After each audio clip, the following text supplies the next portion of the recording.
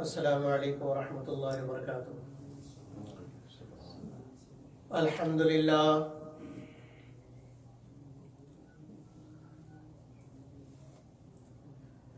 الحمدللہ نحمده ونستعینه ونستغفره ونؤمن به ونتوکل علیہ ونعوذ باللہ من شرور انفسنا ومن سیئات اعمالنا من يهده الله فلا مضل له ومن يضلل فلا هادي له وأشهد أن لا إله إلا الله وحده لا شريك له وأشهد أن محمدا عبده ورسوله أرسله الله تعالى إلى كافة للناس بشيرا ونذيرا وداعيا إلى الله بإذنه وسراجا منيرا صلى الله تعالى عليه وعلى آله وأصحابه وبارك وسلم تسليما كثيرا كثيرا أما بعد۔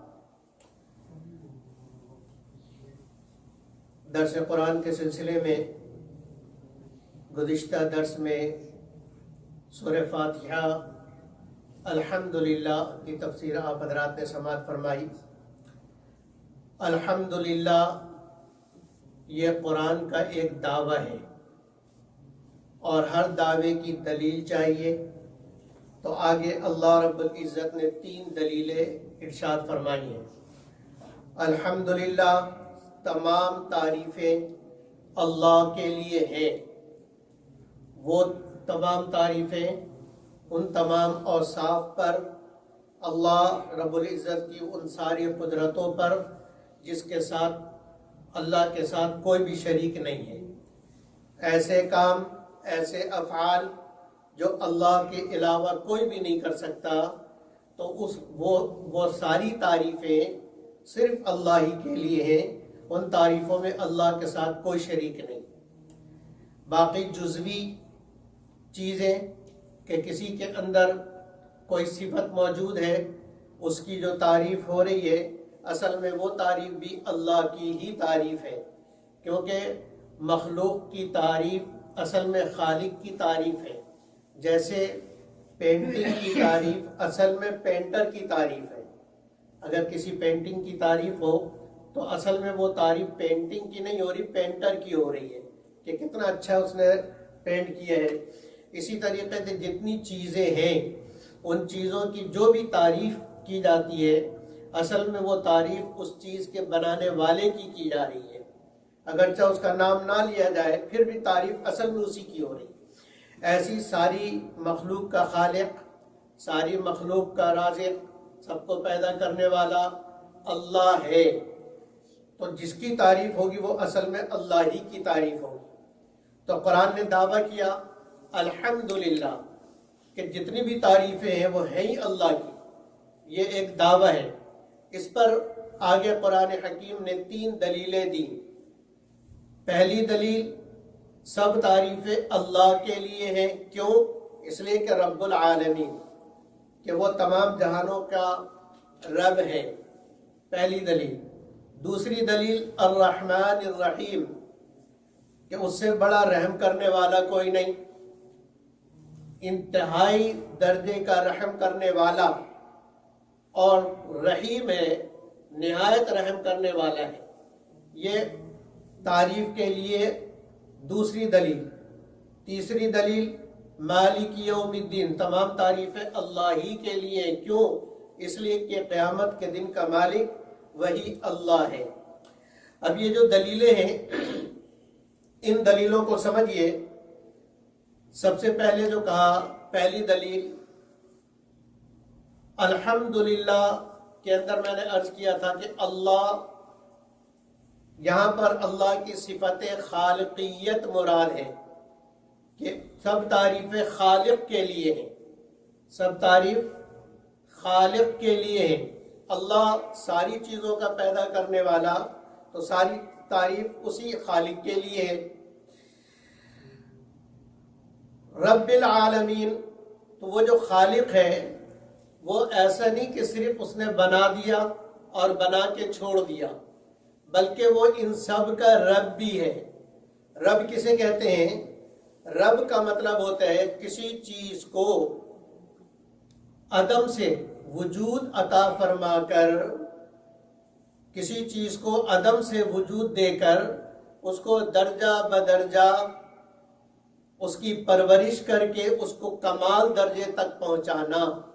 رب کا مطلب وہ ذات جس نے عدم سے وجود عطا فرمایا اور وجود عطا فرما کر درجہ بدرجہ اس کی طبیعت کے مطابق، اس کی حیثیت کے مطابق، اس کی استعداد کے مطابق اس کے اندر روزانہ صلاحیتیں بڑھاتا گیا یہاں تک کہ وہ کمال کے درجے پر پہنچ جائے۔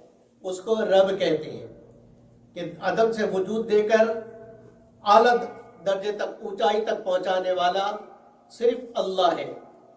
ایک دوسرا، اپنی مخلوق کی تمام ضروریات کو پورا کرنے والا، اور تمام مخلوق، چاہے وہ مخلوق زمینی ہو، زمین کے اندر کی مخلوق ہو، پانی کے اندر کی مخلوق ہو، ہوائی مخلوق ہو، ارضی مخلوق ہو یا آسمانی مخلوق ہو، دکھنے والی مخلوق ہو یا نہ دکھنے والی مخلوق ہو۔ جنات نظر نہیں آ رہے لیکن ان کا وجود ہے، تو نظر نہ آنے والی مخلوق، ان سب کو پیدا کرنے والا بھی اللہ اور ان سب کی ضروریات پوری کرنے والا بھی اللہ۔ تو ہر ایک رب اس ذات کو کہتے ہیں جو وجود عطا فرمائے اور پھر اس کو کمال درجے تک پہنچائے، اور اس دوران جتنی اس کی ضروریات ہیں وہ تمام ضروریات اس کو اس کی طبیعت کے مطابق مہیا کرے۔ انسان کی کیا ضروریات ہیں، اس کو کھانے کے لیے کیسا چاہیے، اس کو اس کے مطابق دیں۔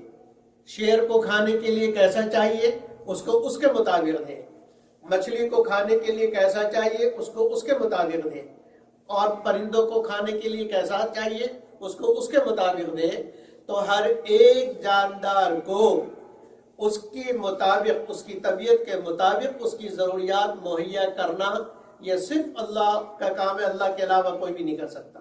اور اتنی اربوں کھربوں مخلوق ہیں کہ وہ ان ساری مخلوقات کی ساری ضرورتوں کو پورا کرنا کسی کے بھی اختیار میں نہیں ہے، صرف اسی کے اختیار میں جس کے لیے ساری تعریف ہے۔ حضرت سلیمان علیہ السلام نے اللہ سے عرض کیا کہ اللہ میں تیری مخلوق کی دعوت کرنا چاہتا ہوں، تیری جتنی مخلوق ہے ان کی دعوت کرنا چاہتا ہوں۔ سارے جنات قابو میں ہیں، ساری دنیا قابو میں ہے، جتنا چاہوں غذا منگوا سکتا ہوں، کھانے پینے کا انتظام کر سکتا ہوں، جنوں کے ذریعے کام کروا سکتا ہوں۔ تو ایسی شوق میں کہنے لگے کہ میں دعوت کرنا چاہتا ہوں۔ یہ کوئی بڑائی کے لیے نہیں کہ اللہ کے مقابلے میں کھڑا ہونے کے لیے، انہوں نے کہا شوق میں، اس میں شوق میں کہ میں بھی ایک دن تیری مخلوق کو کھلاؤں، تیری مخلوق کی دعوت کروں۔ اللہ نے کہا نہیں کر سکتے۔ کہا جی میں کرنا چاہتا ہوں، میں کرنا چاہتا ہوں، مجھے اجازت دی جائے۔ اللہ نے اجازت دے دی۔ کئی مہینے تک انہوں نے کھانا بنوایا، جنوں کے ذریعے سے بڑی بڑی دیگیں بنوائی، اور پھر ان میں کھانا ہی کھانا۔ اب جو تیار ہو گیا ان کے مطابق تیار ہو گیا کھانا، اتنا کھانا ہو گیا کہ موجودہ ساری مخلوق کھا سکتی ہے۔ جدھر دیکھ رہے ہیں دور تک دیگے ہی دیگے، کھانا ہی کھانا ہے۔ تو جب تیار ہو گیا، مطمئن ہو گئے، تو اللہ سے عرض کیا اللہ اپنی مخلوق کو بھیج، یعنی میرے مہمان بھیجتا، کھانا تیار ہے۔ تو اللہ جل جلالہ عما نوالہ نے پوچھا اچھا پہلے زمینی مخلوق بھیجوں یا سمندری مخلوق بھیجوں؟ پہلے زمینی یا سمندری؟ تو سلمان علیہ السلام نے سوچا ہوگا کہ زمین کے رہنے والے تو اپنے لوگ ہیں، گھر کے لوگ ہیں، تو پہلے مہمانوں کو کھلانا چاہیے۔ تو عرض کہ اللہ پہلے پانی کی مخلوق بھیج دے۔ اب وہ سمندر سے ایک مچھلی نکلی بہت بڑی، اجازت مانگی کھانے کی، سلمان علیہ السلام نے کہا کھاؤ تمہارے لیے تو ہے۔ اب وہ بڑا سا منہ کھولے اور دیکھ سمیت غڑپ، وہ اب منع کیسے کرے؟ مہمان کو روکا تو نہیں جا سکتا نا کہ بس بہت کھا لیا تمہارا کھانا ختم، مہمانوں کو روکا تو نہیں جا سکتا۔ اب وہ مچھلی غڑپ غڑپ غڑپ سارا کھانا کھا گئی. جب سارا کھانا ختم ہو گیا، جو دور تک کھانا ہی کھانا پھیلا ہوا تھا، وہ اس نے دیگ سے نکالنے کی بھی زحمت نہیں کی، دیگ سمیت ہی کھا گئی. اور کھانے کے بعد پھر منہ کھولے کھڑی ہے، کھانا تو ختم ہو گیا. تو وہ مچھلی نے کہا کہ سلمان کھانا اور دو. اب انہوں نے کہا جی کھانا تو ختم ہو گیا. تو مچھلی نے کہا تمہاری دعوت بڑی مہنگی پڑی بھائی، آج مجھے بھوکا ہی رہنا پڑے گا. سلمان علیہ السلام نے پوچھا کہ اتنا تم کتنا کھاتی ہو؟ مچھلی سے پوچھا. مچھلی نے کہا کہ اللہ ایسے 3 لقمے مجھے روز کھلاتے ہیں، ایسے 3 لقمے مجھے روز کھلاتا ہے، آج تو 1 لقمے میں ہی سارا ختم ہو گیا. تو یہ وہ اللہ ہے. اب ایسی پتہ نہیں کتنی مچھلیاں ہوں سمندر کے اندر، اور چھوٹی بڑی مچھلیاں، اور اسی طرح جنگل میں کتنے جانور ہوں گے، اور زمین کے اندر کتنی مخلوقات ہوں گی، کیڑے مکوڑے، سانپ، بچھو، یہ کتنے سارے ہوں گے، ہوائی پرندے کتنے زیادہ. اب ان سب کی ساری ضروریات پوری کرنے والے کو رب کہتے ہیں. اور تیسری چیز، ان کے ضرورت کے مطابق کھانے کے علاوہ ان کی تمام ضروریات کو پوری کرے. انسان کو سردی سے بچنے کے لیے کپڑا چاہیے، اس کو کپڑا دے. گرمی سے بچنے کے لیے ہوا چاہیے، اس کو ہوا دے. اسی طریقے سے جتنی مخلوقات ہیں ان سب کو، مچھلی کو زندہ رہنے کے لیے پانی چاہیے، اس کو پانی دے. تو جس مخلوق کو جو ضرورت ہو کھانے کے علاوہ بھی وہ تمام ضروریات جو ذات پوری کرے، اس کو رب کہتے ہیں. تیسری چیز، ان کی حفاظت کا انتظام کرے، اس کو رب کہتے ہیں. پیدا بھی کرے، کھلائے پلائے بھی، اس کی ضرورت، ساری ضرورتیں پوری کرے، اور اس کی حفاظت بھی کا بھی انتظام کرے، اس کو رب کہتے ہیں. چوتھی صفت کہ اس کو تکلیفوں سے بچانے والا ہو، اس کو تکلیفوں سے بچانے والا ہو. تو یہ صفتیں، یہ چاروں صفتیں جس کے اندر ہوتی ہیں اس کو رب کہتے ہیں. اب یہ صفتیں اللہ کے علاوہ کسی کے اندر نہیں. تو اس لیے اللہ کا دعویٰ ٹھیک ہو گیا کہ تمام تعریفیں اس کے لیے ہیں. دعویٰ تمام تعریف اللہ کے لیے. کیوں؟ اس لیے کہ وہ رب ہے. پھر آگے فرمایا کہ اللہ جل جلالہ عما والہ کا ربوبیت کا ایک نظام ہے کہ اس نظام کے تحت ساری مخلوق چل رہی. انسان کو اللہ نے وجود دیا، وَلَقَدْ خَلَقْنَا الْإِنسَانَ مِنْ سُلَالَةٍ مِّن طِينٍ، کہ اللہ نے مٹی سے پیدا کیا، کھنکتی ہوئی مٹی سے. ثُمَّ جَعَلْنَاهُ نُطْفَةً فِي قَرَارٍ مَّكِينٍ، پھر اللہ جل جلالہ عما والہ نے اس سے نطفہ بنایا، پانی. اور پھر ثُمَّ جَعَلْنَا النُّطْفَةَ عَلَقَةً، پھر اس سے گوشت کا لوتھڑا بنایا. فَخَلَقْنَا الْعَلَقَةَ مُضْغَةً، پھر اللہ نے اس سے مضغہ بنایا. فَخَلَقْتَ الْمُضْغَةَ عِظَامًا، پھر اللہ نے اس گوشت کے لوتھڑے سے ہڈیاں بنائیں، اور پھر ہڈی کے اوپر اللہ نے گوشت چڑھایا، اور پھر اس کے اندر روح ہوگی. فَتَبَارَكَ اللَّهُ أَحْسَنُ الْخَالِقِينَ. تو ایک پانی سے، بے قدرے پانی سے جس کی کوئی حیثیت نہیں، اس پانی سے اتنا خوبصورت انسان اللہ بنا دے. تو وہ اللہ ہے جس نے عدم سے اس کو وجود عطا فرمایا. اسی طریقے سے اللہ رب العزت بیان فرماتے ہیں کہ اللہ الذی خلق السماوات، اللہ الذی خلقکم من ضعف، کہ اللہ وہ ہے جس نے تمہیں پیدا کیا کمزوری کی حالت میں. جب تم پیدا ہوئے کتنے طاقتور تھے؟ انتہائی کمزور، نہ کروٹ بدل سکو، نہ اٹھ سکو، نہ بیٹھ سکو، نہ چل سکو، نہ پکڑ سکو، نہ بلا سکو، نہ کھا سکو، نہ پی سکو، اتنے کمزور. خلقکم من ضعف ثم جعل من بعد ضعف قوة، پھر اللہ نے اس کمزوری کے بعد تمہیں قوت عطا فرمائی.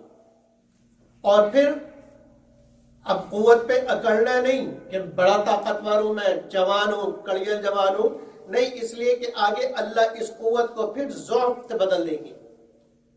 تو اللہ کمزوری سے بنائے طاقتور کو پھر کمزور بنائے، فرمایا یہ اللہ ہے۔ اسی طریقے سے انسان کی تمام ضروریات اللہ نے بنائی۔ هو الذی خلق السماوات والارض بالحق وصورکم فاحسن صورکم، اللہ وہ ہے جس نے آسمان اور زمین کو بنایا بالکل ٹھیک، نہ آسمان میں کوئی کمی نہ زمین میں کوئی کمی، کسی چیز میں کوئی کمی نہیں، اللہ نے بنایا اور فرمایا کہ تمہیں بہت خوبصورت بنایا۔ اور خلق کل شیء فقدرہ تقدیرا، ایک جگہ ارشاد فرمایا کہ اللہ جل جلالہ عما نوالہ نے بنایا ساری مخلوق کو، اور پھر بنانے کے بعد اس کو ایک خاص اندازے پہ رکھا، آسمان کا انداز، زمین کا انداز، سورج اور چاند کی منزلیں طے کی، ہزاروں لاکھوں اربوں خربوں سال سے، پتہ نہیں اللہ ہی جانے کتنے سال سے سورج اور چاند اپنے دائرے میں چل رہے، نہ سورج چاند سے ٹکرا رہا نہ چاند سورج سے ٹکرا رہا، حالانکہ منزلیں تبدیل بھی ہوتی ہیں، الٹا بھی گھومتا ہے سیدھا بھی گھومتا ہے، لیکن دونوں میں سے کوئی ایک دوسرے سے ٹکراتے نہیں۔ اربوں خربوں لا تعداد اللہ ہی تعداد جانے ستاروں کی، اللہ نے ستارے پیدا کیے، آپس میں ٹکراتے نہیں۔ تو ہر ایک چیز کو، زمین سورج اور چاند کے درمیان آتی ہے گرہن کے اندر، لیکن ٹکراؤ نہیں ہوتا۔ تو ہر چیز کا انداز اللہ جل جلالہ عما نوالہ نے رکھا اور بنایا۔ پھر بنانے کے بعد اللہ جل جلالہ عما نوالہ نے انسان، چونکہ انسان سب سے پیارا مخلوق ہے اللہ کے یہاں، کسی مخلوق کے بارے میں اللہ نے نہیں کہا کہ ہم نے یہ مخلوق بنائی اور اس کا میں نے اکرام کیا، اس کو عزت دی، کسی کے بارے میں نہیں کہا، صرف انسان کے بارے میں کہا۔ اور کیا فرمایا؟ وَلَقَدْ كَرَّمْنَا بَنِي آدم، بنی آدم کا ہم نے اکرام کیا، عزت دی۔ اور وَلَقَدْ كَرَّمْنَا بَنِي آدم وَحَمَلْنَاهُمْ فِي الْبَرِّ وَالْبَحْرِ، زمین بھی اس کے قبضے میں دے دی، آسمان بھی سمندر بھی اس کے قبضے میں، زمین میں جہاں چاہے چلے پھرے، سمندر کو جیسی چاہے استعمال کرے۔ اب سمندر اللہ جل جلالہ عما نوالہ نے انسان کے لیے بنایا، کیوں؟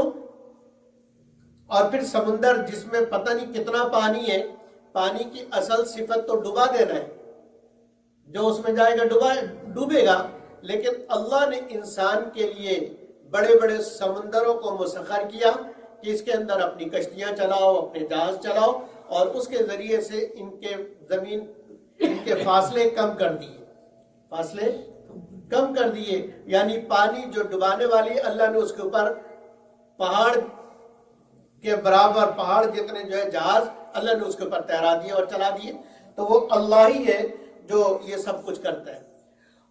اور اللہ جل جلالہ عما نوالہ قرآن حکیم کے اندر بہت سارے مقامات پر اپنے نظام ربوبیت بتا رہے کہ میں کیسے تربیت کرتا ہوں، اور پھر اللہ بار بار کہہ رہے دیکھتے نہیں ہو، تم سمندر کو نہیں دیکھتے۔ هو الذی سخر لکم ما فی السماوات وما فی الارض، کہ اللہ تو وہی تو ہے جس نے آسمانوں کو بھی تمہارے لیے مسخر کر دیا، زمین کو بھی تمہارے لیے مسخر کر دیا، اور سمندروں کو بھی تمہارے لیے مسخر کر دیا، ہواؤں کو بھی تمہارے لیے مسخر کر دیا، ساری چیزوں کو تمہارے لیے مسخر کیا، اور تمہارے کھانے پینے کا بھی انتظام کیا۔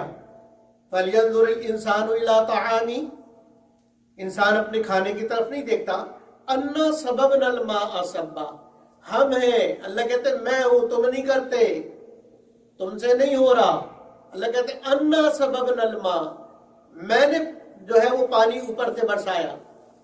أَنَّا صَبَبْنَا الْمَاءَ صَبًّا ثُمَّ شَقَقْنَا الْأَرْضَ شَقًّا، تمہاری طاقت تھی کہ تم زمین کو پھاڑ سکتے، تم زمین کو پھاڑ کے کوپل نکالو اور اس سے درخت بناؤ، تمہارے بس کی بات ہے؟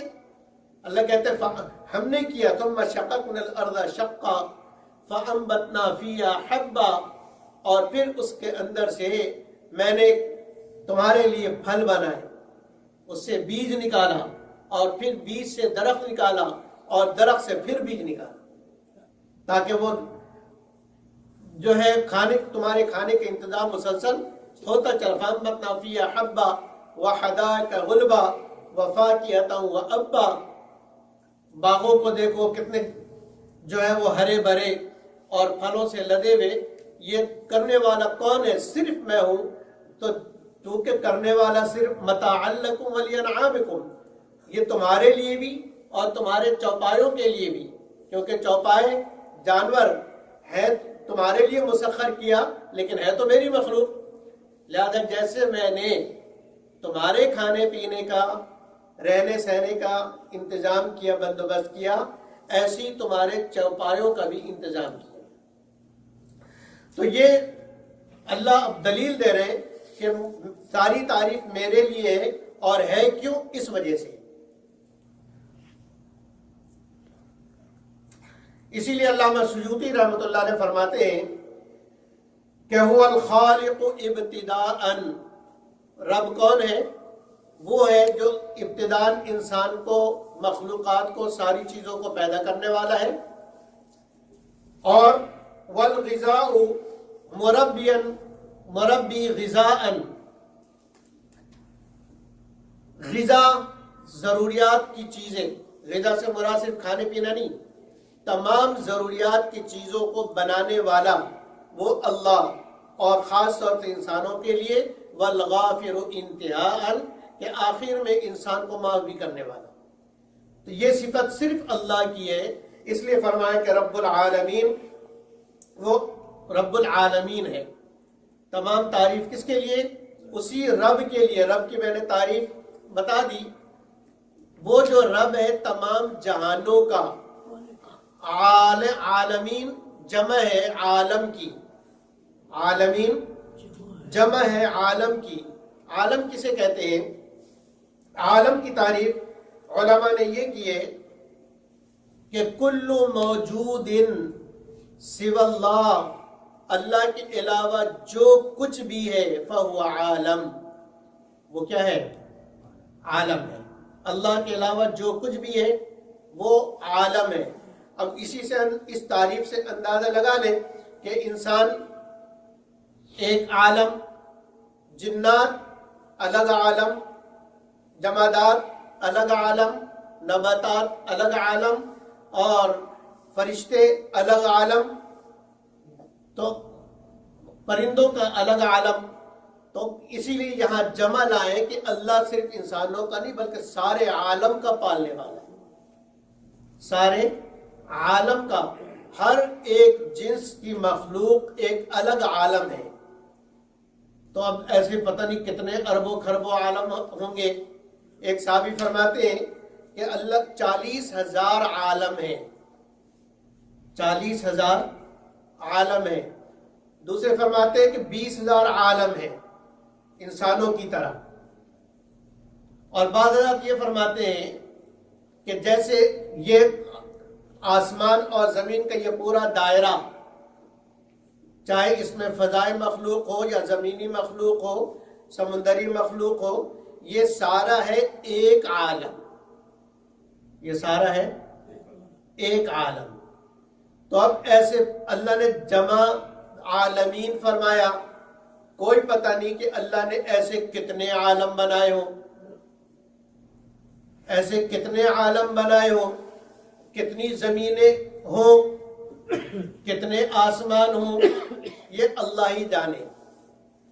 کوئی بتلا نہیں سکتا کہ کل عالم حتمی طور پہ کہ اتنے ہی ہیں. اب اس کے اوپر اگر کوئی اعتراض کرے کہ ایسی پتہ نہیں بہت سارے عالم کیسے ہو سکتے، یہی جو نظر آ رہا ہے، تو سائنس کے جو لوگ فضا میں گئے انہوں نے بھی آ کے بتایا کہ فضا لامحدود ہے.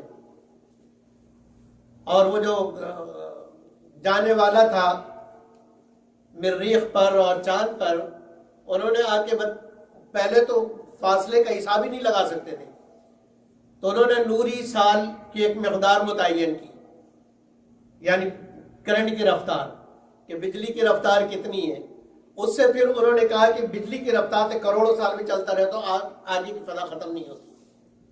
تو اب آگے پتہ نہیں کتنا لامحدود دنیا ہو اور کتنا بڑا عالم ہو. پھر ان عالم کے اندر ہمارے طرح انسان ہے یا نہیں ہے، یا یہاں کی طرح جاندار ہے یا نہیں ہے، اس کے بارے میں بھی اللہ ہی جانتا ہے، ہم کچھ نہیں جانتے۔ یہ بالکل یہ ممکن ہے کہ اس دنیا کے اندر بھی انسان موجود ہو، انکار کی کوئی ضرورت نہیں ہے، انکار کی کوئی ضرورت نہیں ہے۔ اگر ہے تو ہم کیا کر سکتے ہیں، وہ جانے، اللہ جانے۔ پھر ان کا جو اب اگر اس کے اوپر کوئی اعتراض کرنے والا اعتراض کرے کہ انسان کو رہنے کے لیے، سانس لینے کے لیے آکسیجن چاہیے، کھانے کے لیے یہی غذائیں چاہیے، اوپر مریخ پر یا چاند پر تو نہ آکسیجن ہے اور نہ کوئی ایسی غذائی، وہاں کوئی پیدا ہی نہیں ہو سکتا، وہاں کاشتکاری نہیں ہو سکتی۔ تو یہ جو آپ کہہ رہے ہیں کہ وہاں ہو سکتا ہے وہاں پہ بھی مخلوق ہو ایسے انسان یا دوسری قسم کی، تو یہ ممکن نہیں ہے۔ تو ہم کہیں گے کہ ممکن کیوں نہیں ہے؟ اس لیے کہ جس اللہ نے زمین پر رہنے والے انسانوں کے سانس لینے کے لیے آکسیجن بنائی، ہو سکتا ہے کہ دوسری دنیا میں، دوسری زمین پر رہنے والے انسانوں کے لیے اللہ نے سانس لینے کا اور انتظام کیا، ان کی طبیعت، ان کا مزاج، ان کا کھانا پینا، ان کی ضروریات ہم سے مختلف ہوں۔ تو اللہ پر ہے نا، اللہ جیسا چاہے کرے، تو اس سے انکار کی کوئی ضرورت نہیں ہے۔ تو رب العالمین، اور بعض حضرات یہ فرماتے ہیں کہ یہ عالم کو عالم کہتے کیوں ہیں؟ عالم کو عالم کیوں کہتے ہیں؟ عالم کا معنی ہوتا ہے نشانی۔ عالم کا کیا معنی ہے؟ نشانی۔ وہ چیز جو دوسرے کو بتلائے اس کو علم کہتے ہیں۔ علم، سائن بورڈ، آپ کی زبان میں، ہماری زبان میں عالم کا کیا مطلب ہے؟ Sign board. سائن بورڈ کو عالم کہتے ہیں کہ علم سے ہے نشانی۔ سائن بورڈ دیکھ کے پتہ چلتا ہے نا کہ لیفٹ مڑنا ہے، رائٹ مڑنا منع ہے، یا لیفٹ مڑنا ہے، رائٹ نہیں مڑ سکتے، یا جو ہے سائن ہوتا ہے کہ آپ نے اسٹاپ ہونا ہے، پھر سائن گرین سگنل کے آپ نے جانا ہے، اور جو ہے یلو کے آپ نے پریپریشن کرنی ہے رکنے کے لیے۔ تو یہ ساری علامتیں ہیں۔ ایسے ہی فرمایا کہ عالم کو عالم اس لیے کہتے ہیں کیونکہ وہ اپنے بنانے والے خالق کی نشانی ہے، خالق کی نشانی ہے، اور خالق کا پتہ بتلاتی ہے، اس لیے اس کو عالم کہتے ہیں، اس لیے اس کو علم کہتے ہیں۔ اسی لیے کسی نے کہا فی کل شیء لہ آیۃ، فی کل شیء لہ آیۃ تدل علی انہ واحد، کہ ساری چیزیں، چاند، سورج، ستارے اور جتنی بھی مخلوقات نظر آ گئی، دریافت ہو گئی، یا جتنی بھی مخلوق دریافت نہیں ہو سکی، وہ ساری مخلوق کیا بتلاتی ہیں کہ ان کا بنانے والا ایک ہی ہے۔ اس لیے کہ اگر ایک سے زیادہ ہوتا، لو کان فیہما آلیۃ الا اللہ لفسدتا، اگر آسمان کا خدا الگ ہوتا، زمین کا الگ ہوتا، یا آسمان پہ دو ہوتے، زمین پر دو ہوتا، تو فرمایا لفسدتا، پھر یہ نظام ایک طرح کا چل نہیں سکتا، گڑبڑ ہوتی، لڑائی ہوتی، ایک کہتا یوں کرنا، دوسرا کہتا یوں نہیں کرنا، اب وہ دونوں میں لڑائی ہوتی۔ جیسے کسی ایک جگہ کا انتظام اگر دو آدمیوں کو دے دیا جائے تو گڑبڑ ہوتی ہے، کہتا یوں کرنا، دوسرا کہتا یوں کرنا، اور پھر شکایتیں ہوتی ہیں اور پھر مسئلے ہوتے ہیں۔ تو رب ایک ہی ہے، اس لیے دنیا کے اندر ہم دیکھتے کوئی مسئلہ نہیں، ہزاروں لاکھوں سال سے سورج اپنی منزل پر، چاند اپنی منزل پر، زمین اپنی منزل پر، بارش اپنے وقت پر، ہوائیں اپنے وقت پر، اپنے نظام کے تحت، سمندر کا بہاؤ اپنے نظام کے تحت، سمندر کے مخلوقات کا اپنے نظام کے تحت زندگی، سارا نظام ہزاروں لاکھوں سال سے ایک ہی انداز میں چل رہا ہے۔ تو یہ ایک ہی انداز میں سارے نظام کا چلنا کیا بتلا کے آ رہا ہے کہ ان کو چلانے والا ایک اللہ ہے، ان کو چلانے والا ایک اللہ ہے۔ تو ہر ایک چیز جو اللہ کا پتہ دے وہ ایک الگ عالم ہے، کیونکہ وہ عالم ہے، نشانی ہے اللہ کی کہ اللہ نے بنایا ہے۔ جیسے کسی نے کہا کہ اگر اونٹ موجود نہیں پورے علاقے میں، پورے شہر میں، مثال کے طور پر، لیکن اگر کسی راستے میں اونٹ کی مینگنیاں پڑی ہوں، اس کی پوٹی پڑی ہو، اور پہچاننے والا پہچان سکتا ہو کہ ایسا اونٹ ہی کرتا ہے، یا جیسے بکریوں کا بالکل الگ طریقے کا ہوتا ہے، اگر اس کو دیکھ کے کوئی یہ کہے کہ یہاں سے بکری گزری ہے، حالانکہ گزرے ہوئے مہینوں ہو گئے، پورے علاقے میں، پورے شہر کے اندر بکری کا نام و نشان نہیں ہے، تو اب یہ کیسے اتنے دعوے کے ساتھ کہہ رہا ہے کہ یہاں سے بکری گزری ہے یا یہاں سے اونٹ گزرا ہے؟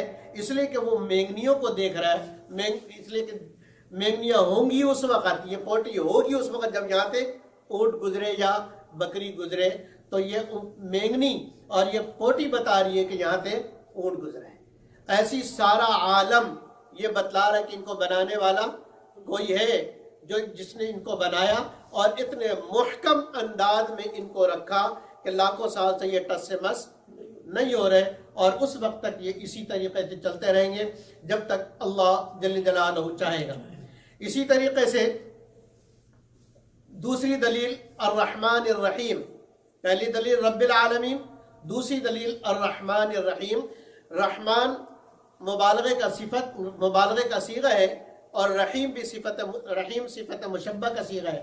مطلب کیا ہے کہ رحمان اس ذات کو کہتے ہیں جس کی رحمت ہر ایک پر عام ہو۔ رحمان اور رحیم دونوں رحم سے ہے نا، نہایت رحم کرنے والا، بڑا مہربان، نہایت رحم کرنے والا۔ اب رحمان اور رحیم کا ہم یہ ترجمہ کرتے ہیں اس لیے کہ اس کے علاوہ کوئی ترجمہ ہمارے پاس ہے ہی نہیں، اس لیے مجبوراً ہم اسی ترجمے پر گزارا کرتے ہیں۔ یہ مکمل ترجمہ نہیں ہے، یہ مفہومی ترجمہ ہے۔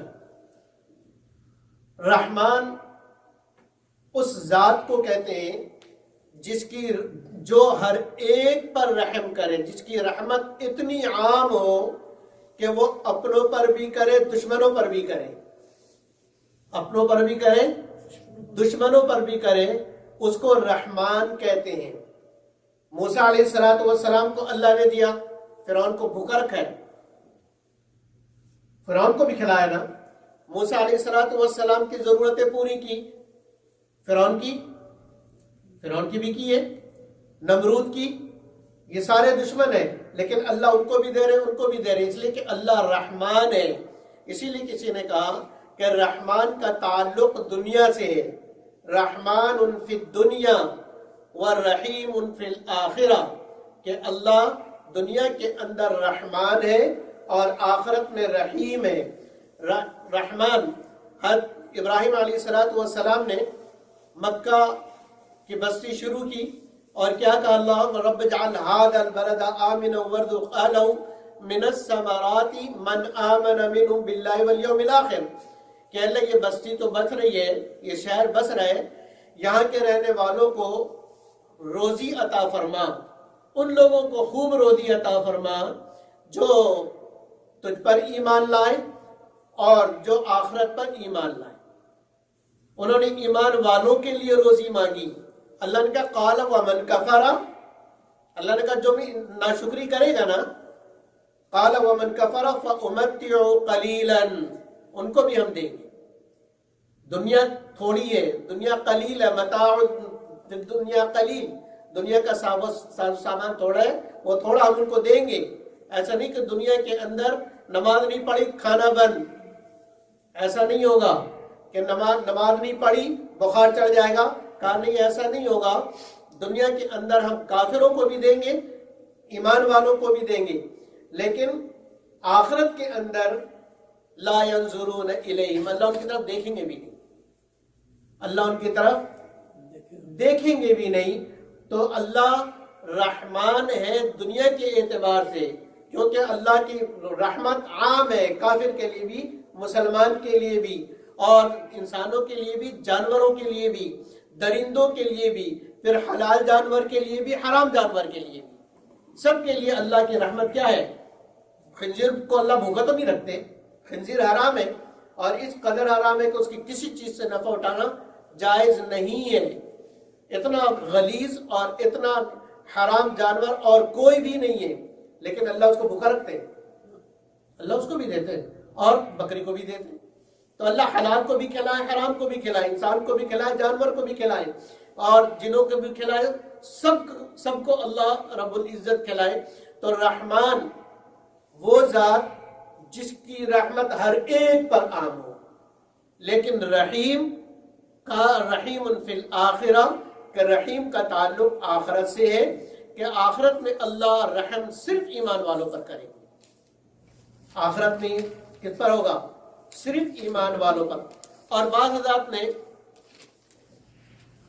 دوسرا معنی بیان کیا ہے. انہوں نے کہا کہ رحمان مبالغے کا صیغہ ہے، اور اس کا مطلب یہ ہے کہ وہ ذات جو اس وقت رحم کر رہی ہے، بالفعل کرنٹلی جو رحم کر رہا ہو وہ رحمان ہے. اور رحیم اس کو کہتے ہیں کہ رحم کرنا اس کی ذاتی صفت ہو، اس کی ذاتی صفت ہو، اس کو رحیم کہتے ہیں. تو اللہ رحمان اس لیے ہے کہ اللہ بالفعل کرنٹلی سب کے اوپر رحم کر رہا ہے. اور کیوں کر رہا ہے؟ اس لیے کہ رحمت اللہ کی ذاتی صفت ہے، اللہ کی ذاتی اور لازمی صفت ہے. ایسی لازمی اور ذاتی صفت ہے کہ وہ الگ نہیں ہو سکتی. اسی لیے تو اللہ نے کہا ان رحمتی سبقت علی غضبی، کہ میری رحمت میرے غصے سے آگے ہے. یعنی میرے اندر رحمت کی صفت غضب کی صفت سے بڑی ہوئی ہے. تو رحیم اس ذات کو کہتے ہیں کہ رحم کرنے کی صفت جس کی ذاتی ہو، اس کی عادت ہو. یوں سمجھ لیں کہ اس کی کیا ہو؟ عادت ہو، اس کی فطرت ہو، اس کو رحیم کہتے ہیں. تو اب رب العالمین کے بعد رحمان اور رحیم لا کر اللہ کیا بتلانا چاہتے ہیں؟